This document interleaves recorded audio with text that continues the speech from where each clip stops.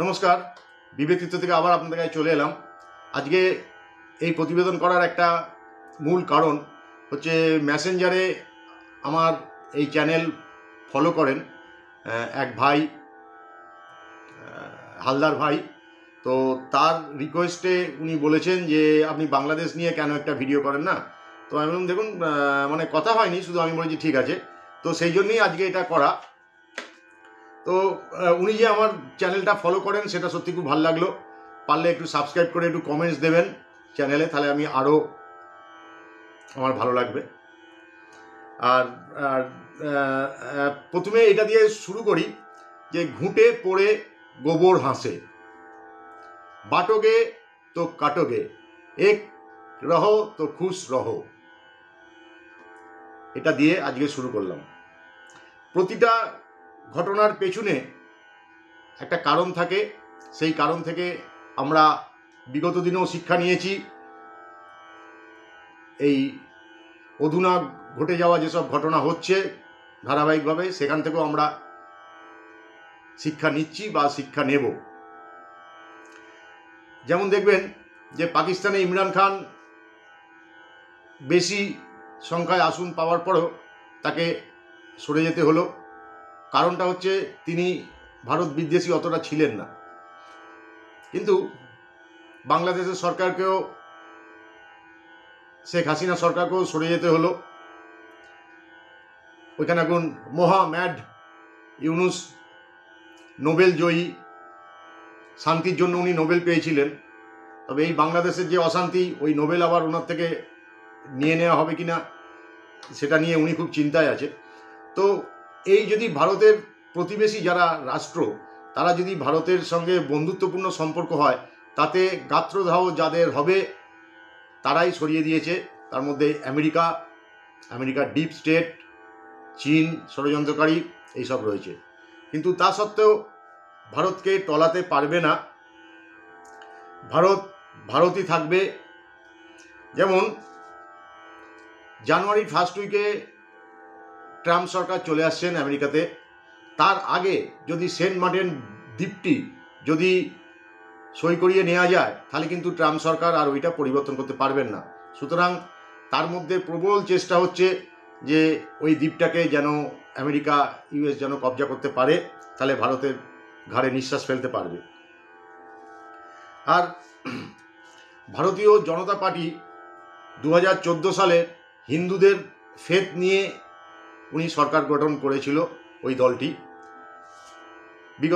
বিগত দুটো আর এইবারে 3টে ইলেকশনেও তারা মানে আবার হিন্দু ফেথের ওপর ওনারা সরকার গঠন করেছে। তবে এইবারে কংগ্রেস বা তার সঙ্গে জড়িত যারা দল, তারা সবসময় অ্যান্টি কিছুটা করতে চায়। তাদের সাথে বিদেশি প্রচুর টাকা পয়সা ডিপ স্টেটের থাকে। তারা চায় না যে ভারত একটা নিজের পায়ে বলিয়ান হয়ে বিশ্বের মধ্যে নিজের একটা অস্তিত্ব দেখাতে পারে। সুতরাং সবসময় সেই কংগ্রেস জামানার ভারতকেই ওরা চায়। সুতরাং সেই জিনিসটা যেন ভারত না করতে পারে আমাদের এই এখন নরেন্দ্র মোদীর নেতৃত্বে, সেইটা ডিপ স্টেট কোনোদিনই চায় না। এবং এইখানে সেটা এক পাপ্পু রাহুল গান্ধী তো তাকে পেয়েছে। তো যাক, এইটা কিছু করতে পারবে না।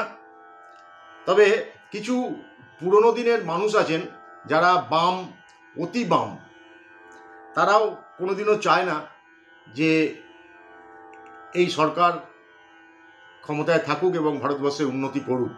তারা কোনোদিনই চায় না। আর কিছু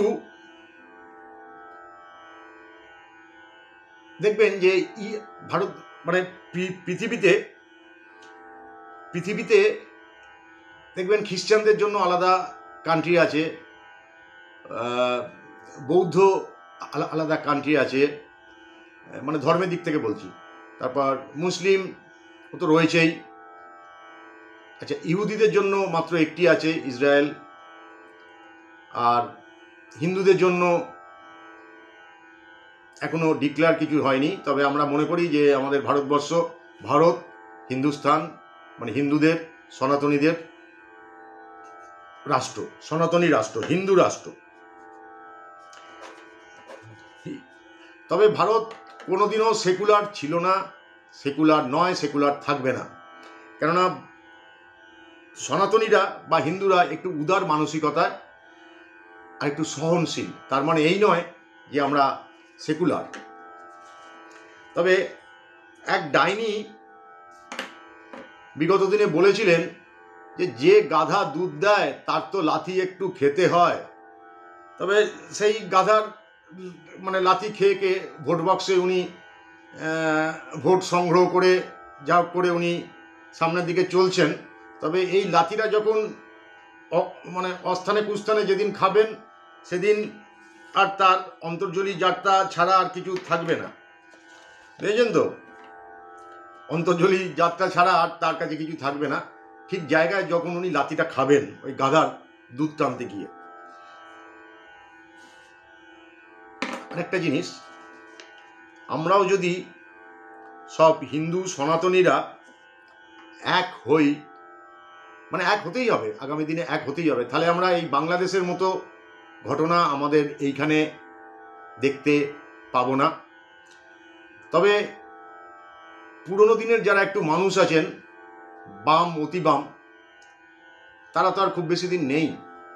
তবে নতুন প্রজন্ম যারা আসছেন তারা কিন্তু এই বাম অতি বাম মানসিকতায় বিশ্বাস করেন না। তারা দেশের উন্নয়নে বিশ্বাস করেন, আর তারা ওই গাধার দুধ খাওয়ার জন্য লাথি খাওয়াতেও তারা সেটাকেও বিশ্বাস করেন না। সুতরাং আগামী দিনে যে যে প্রজন্ম আসছে তারা ওই গাধার দুধের তাদের লোভ নেই, আর তাদের ওই বাম অতি বামের কোনো রকম রোগ নেই। তারাই আমাদের ভবিষ্যতের শক্তি, ভবিষ্যতের বল। আর হয়তো বলবেন যে এতদিন বাদে হঠাৎ এইসব হিন্দু একতা নিয়ে প্রশ্ন উঠছে কেন? এটা একটা কারণ আপনাকে বলি। কোনো জায়গায় ককরোচ আরশোলা যখন বাসা করে মাটির তলায় জঞ্জালের মধ্যে, তাদের দেখবেন যে মাঝে মাঝে তারা খাবার খেতে বেরোয়, আপনি হুঁশাস করেন, একটুখানি ওই স্প্রে করে দিলেন, তারা আবার চলে গেল। কিন্তু তারা যে মাটির তলায় আস্তে আস্তে গর্ত খুঁড়ে যে টানেল করে আপনার বাড়ির চতুর্দিকে করে নিয়েছে, সেটা কিন্তু আপনি দেখতে পাচ্ছেন না, কেননা সেটা নিচের দিকে রয়েছে। এইবারে ওই ওদের আস্তানায় এখন এই সরকার আসার পরে যে আঘাতটা পড়েছে, যে স্প্রেটা ওই টানেলের মধ্যে দেয়া হচ্ছে, সেই জন্য এখন ককরোচ কিলবিল করে এতদিন ঘুমন্ত অবস্থায় ছিল, ওইসব স্লিপিং সেলগুলো এখন জাগতে শুরু করেছে। আগামী দিনে দেখবেন যে আরও জাগবে। সুতরাং সেইটাকে সরকার যা প্রতিরোধ করছে, কিন্তু আপনার প্রতিরোধ আমার প্রতিরোধ আমাকেই করতে হবে। আমার পাশে তখন সরকার তো আর আমার পাশে একা থাকবে না।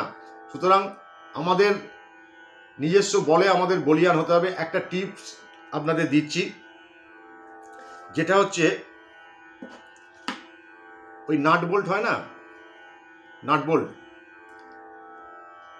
20 mm এর যে গোল গোল যে বল্টুগুলো নাটের মধ্যে যেগুলো ঢোকে, ওই দুটো বল্টু একটা মোটা দড়ির সাথে কালো লাল করে মোটা বা আর কি ডবল করে নিয়ে সেটার মধ্যে দিয়ে সেটাকে হাতে পেঁচিয়ে যখন আপনার কোনো রকম এরকম সুরক্ষার দরকার হবে, সেলফ ডিফেন্স, তখন আপনাকে ছুরি কাঁচি ব্যবহার করতে হবে না, কারণ ওইগুলো সঙ্গে করে রাখা ঠিক নয়।